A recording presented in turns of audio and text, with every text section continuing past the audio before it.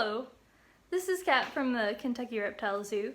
Today I needed to clean some cobras, so I thought I would show you what that process entails and kind of break it down. We've posted fast motion running through all of them really quickly before, which I might do again because it looks neat, but for anyone who wanted a play-by-play of what it means to actually clean a cage and how long it takes, this video is for you.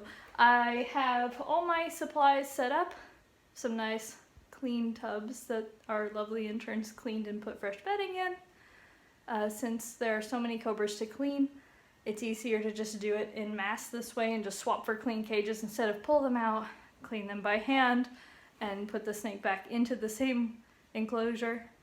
And as you can see, I've got plenty to work with here. So I've cleared my space so that I have room to work. So everything's pushed out of the way so that I can stand here. Today's also a feeding day, so to get two things done at once, I actually do have some thawed rodents in the bin. They were frozen, thawed out, so I'll be tossing those in as I'm putting a new clean cage into place. So if you see me with that in my gloved hand, that's what I'm up to. So I'm gonna actually set the camera up right here. Forgive me while I finagle with that briefly, and hopefully you'll get a good angle of what's going on. So what I'm gonna do to start out is I'm gonna take one of the cobras out. Kristen already cleaned all the way down to a certain point, and I can tell by what she's written and what day she cleaned. So I'm gonna start where she left off, and I'm gonna put the first animal in this containment here. Hey buddy. This is a monocled cobra, Najakupia. Real happy about it being cleaning day. So I'm gonna place it in this container for now, just to get it out of the way. Put the lid on, so I don't have to keep an eye on that little bag. Now I can clean without him being in my way. I'll take his record card and keep it with him. But as you can see, cobras are a messy bunch. So I'm gonna swap this out for a brand new super clean one. And I'm gonna wipe out this water bowl.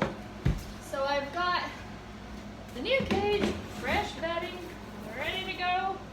I'm gonna go grab some cleaner to spray out this water bowl and a paper towel to wipe it out.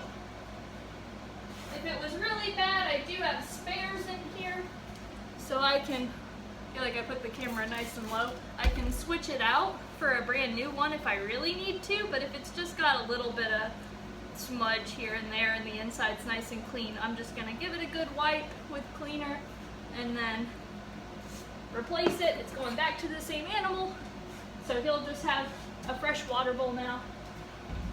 Of course, I've got to put water in the water bowl, so here we go. Usually I'm better about surrounding myself with the supplies I need before I start, but you know. And then he's gonna go back. Hey, bud.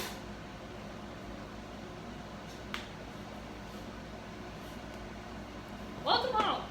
And off you go. So there. And then I'm gonna tilt the camera back up because I am tired of squatting.